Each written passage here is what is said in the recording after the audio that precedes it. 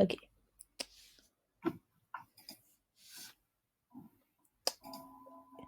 This is our CPR project.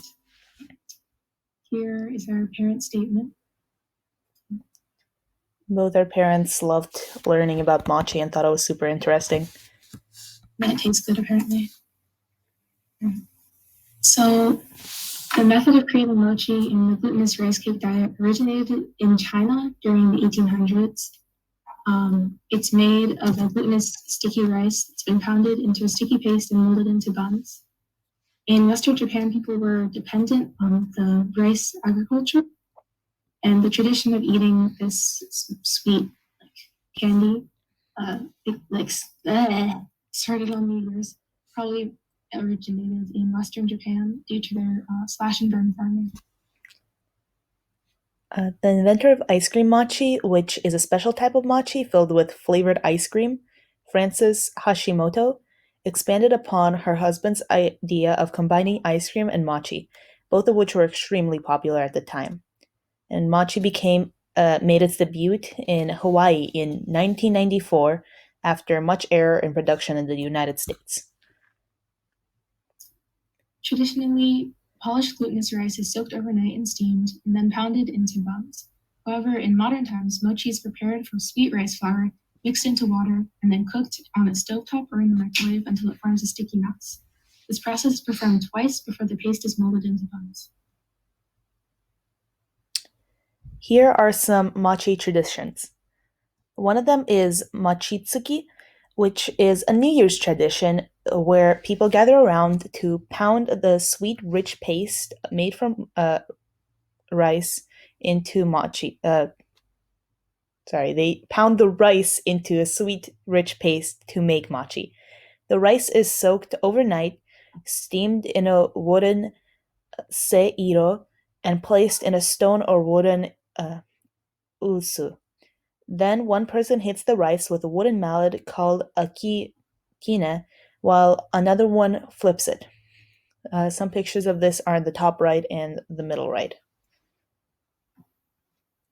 Hinamatsuri Momonosaku, celebrated on March 3rd, known as the Doll Festival or the Peach Festival. Celebration of little girls and hope for them to have a long, healthy life. Ishimochi and sakura mochi are eaten for this festival. Another mochi tradition is the festival of Ohigan, which is a Buddhist holiday celebrated only in Japan. It is celebrated for 3 days before and 3 days after both the spring and the autumn equinox. Um, Practically all Buddhist schools celebrate it, and it is a day to celebrate the arrival of spring and fall and visit one's ancestors. It is represented by the Ohigan red flowers, and botamochi is eaten on this day. The mochi in the bottom left. Right here. Yep. Mochi has been a huge part of Japanese culture for centuries. There are many different occasions during which mochi is to be eaten.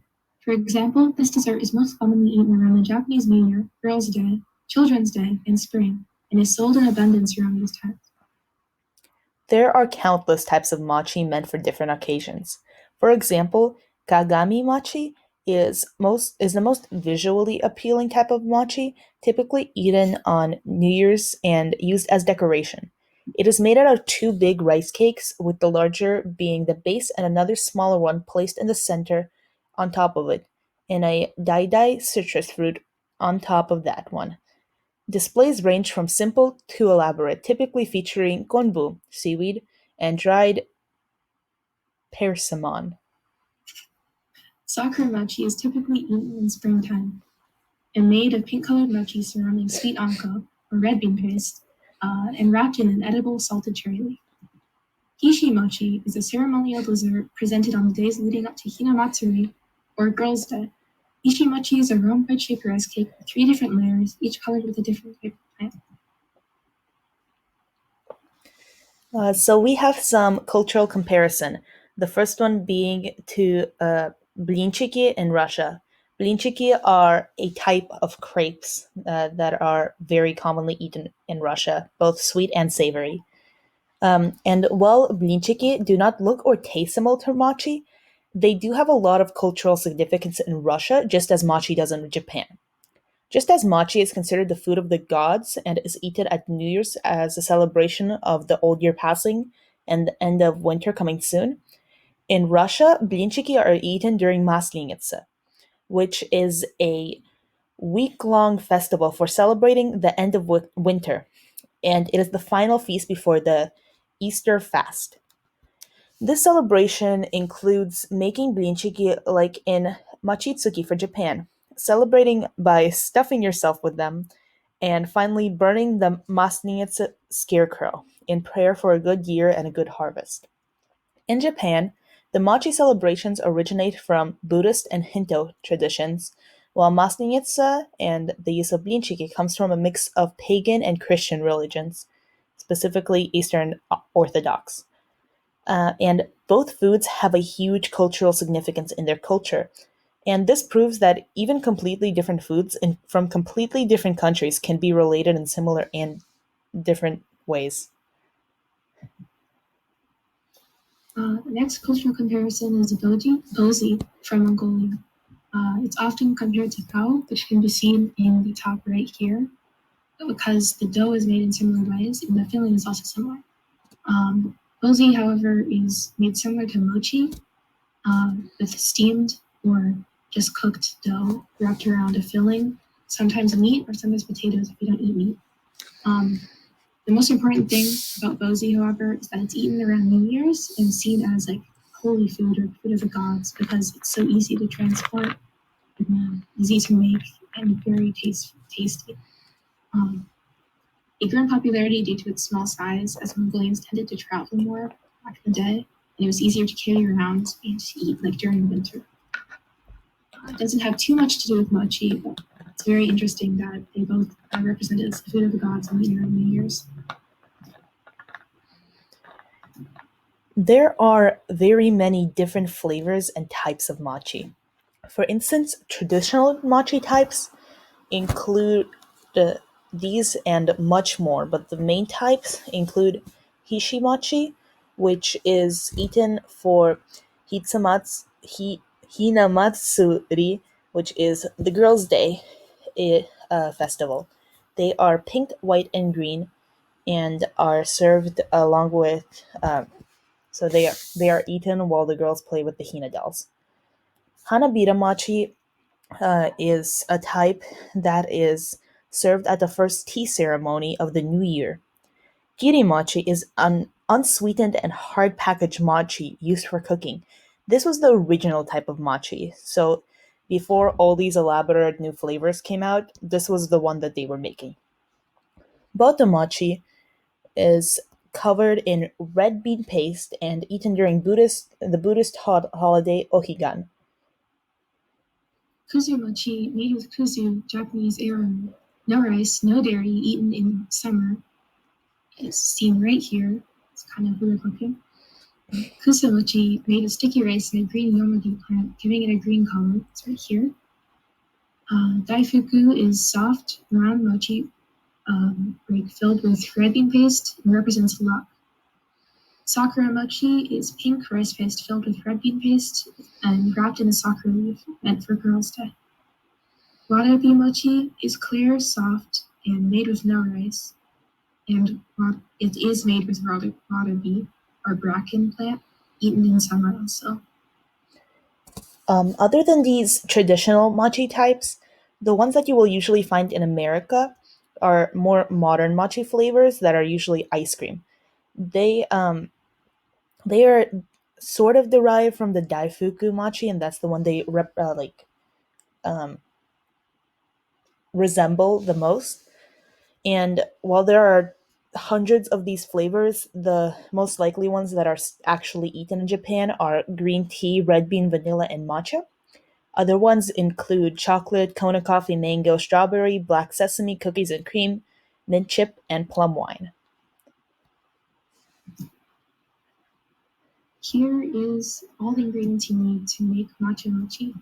First, 1 cup sweetened red bean paste, which can be replaced with another filling if you like, but red bean paste is recommended.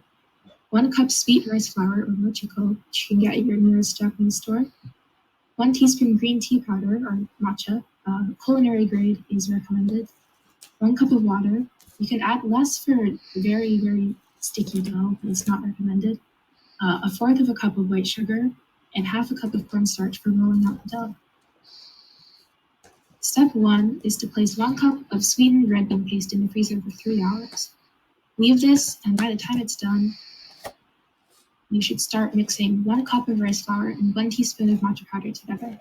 Then stir in water and sugar in that order, otherwise it might clump together strangely. Stir until it's smooth, then microwave for 3.5 minutes.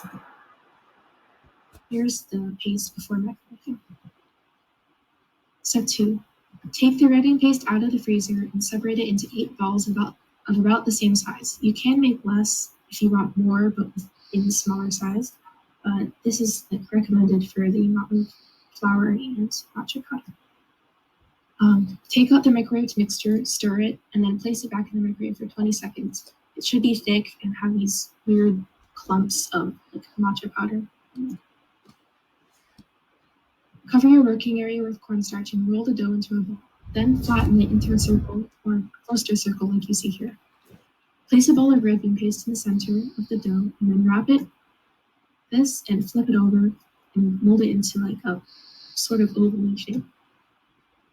This is the final result, and you should leave it in the freezer, unlike here, so it kind of hardens and it's less prone to falling apart. It may not look pretty, and if there's too much cornstarch, you can just wipe it off. However, it typically tastes good if you do all the steps correctly. Show the result. I already did. You have it in. Don't you have the real thing? Oh, yeah. Yes, it is right here. This is a one I made this morning. The other ones were gone. I don't know if you can see it well. Yeah, those look really good. It's way too much flour on it.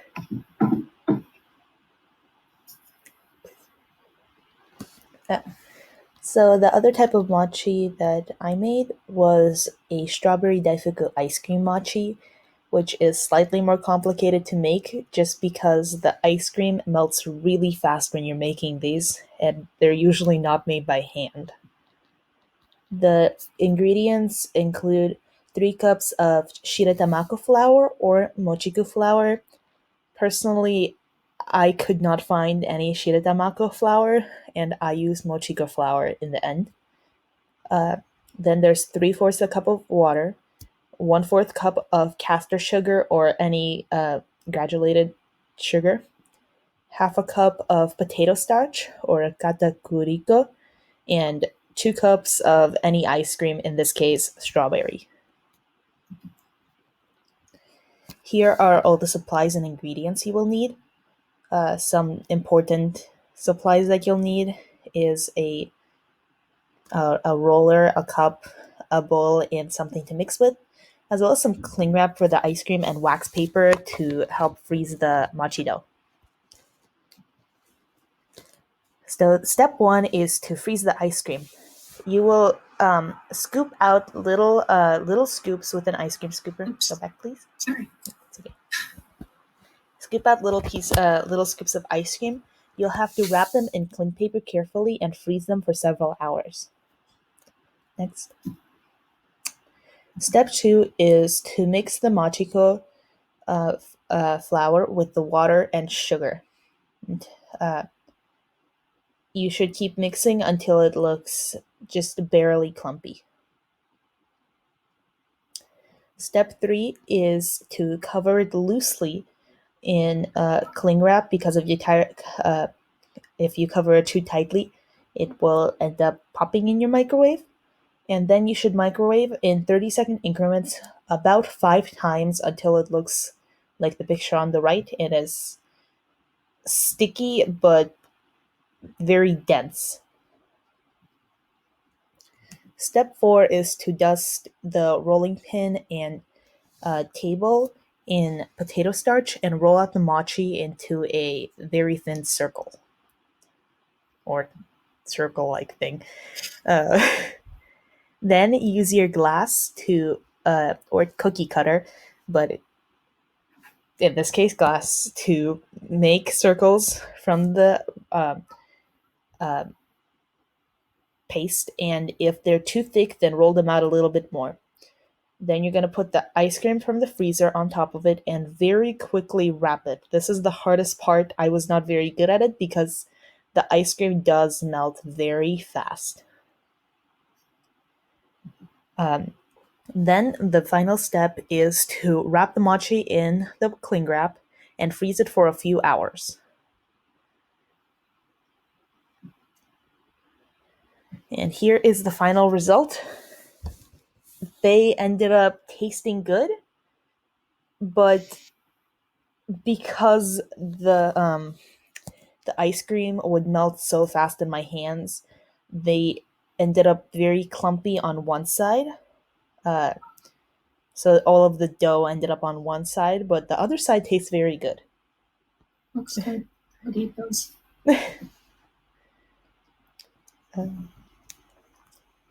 以上以上です。です。ありがとうございありがとうました。ございました。It was just some green tea.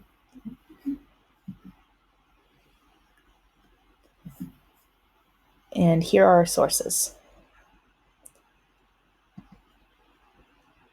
All right.